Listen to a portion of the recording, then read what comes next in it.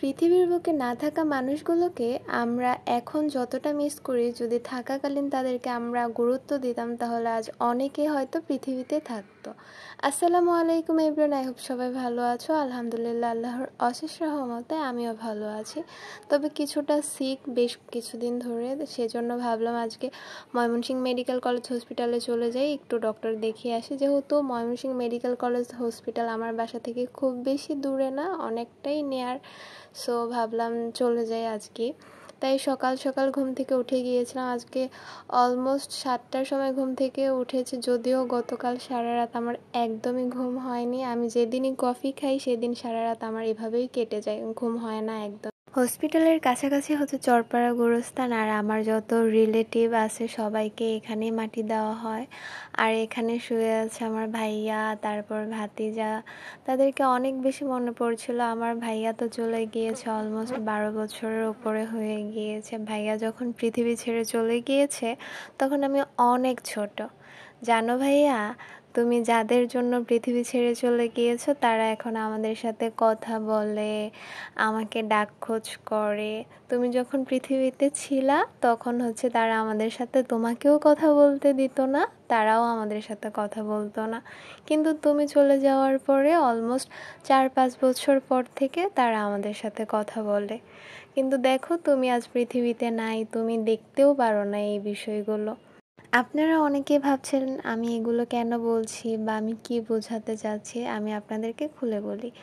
আমার একটা ভাইয়া ছিল, সে আমার মামাতো ভাই। সে পৃথিবীতে ছিল এক সময়, এখন সে পৃথিবীতে নাই। সে আমাদের ছেড়ে চলে গিয়েছে, প্রায় অনেক বছর হয়ে গিয়েছে। আর ভাইয়া যেভাবে চলে গিয়েছে সেইভাবে চলে যাওয়াটা আমরা মেনে নিতে পারি না।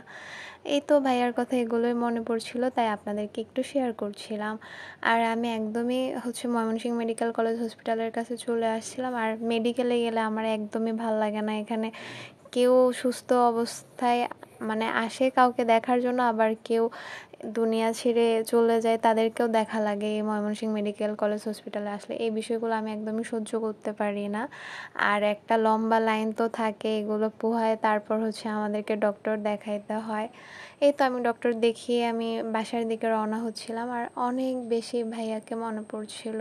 শুধু ভাইয়াকে মনে পড়ছিল এরকমের না, আমার অনেকেই আছে যারা পৃথিবীতে নাই, তারা এখানেই শুয়ে আছে। আমি বারবার তাদেরকে স্মরণ করছিলাম। আল্লাহ তাদেরকে ভালো রাখুক, অনেক বেশি ভালো রাখুক, তাদেরকে যেন আল্লাহ জান্নাত নসিব করে। এখানে আমার একটা ছোট্ট ভাতিজা আছে, সেও শুয়ে আছে। সে মাত্র 6 মাসের জন্য পৃথিবীতে এসেছিল, তারপর আমাদেরকে ছেড়ে অনেক দূরে চলে গিয়েছে। মিস ইউ বাবা। তারপরে চলে গিয়েছিলাম আমার ফ্রেন্ডের বাসায়, আমার বাসার কাছেই হচ্ছে আমার একটা বান্ধবীর বাসা ছিল। আর সে আমাকে প্রায় ফোন দিয়ে বলে আমি কেন আসি না। তো তাই ভাবলাম যেহেতু তার বাসার কাছ দিয়ে যাচ্ছে, তাই একটু তাদের বাসা থেকে ঘুরে যাই। আর আমার ফ্রেন্ড হচ্ছে প্রেগনেন্ট, তো তাই তাকে দেখতে আসা দরকার, তাই চলে এসেছিলাম। আর সে আমাকে বিন্নি ধানের খই খেতে দিয়েছিল, আর হচ্ছে সাথে ছিল খেলনা, আর একটা বড়ের আচারও দিয়েছিল। সবাই আমার ফ্রেন্ডের জন্য দোয়া করবা, সে যেন ভালো থাকে, সুস্থ থাকে। আর তোমরা সবাই আমার জন্য দোয়া করবা, আমি যেন সুস্থ হয়ে যাই, তোমরাও ভালো থাকবা। আসসালামু আলাইকুম, আল্লাহ হাফিজ।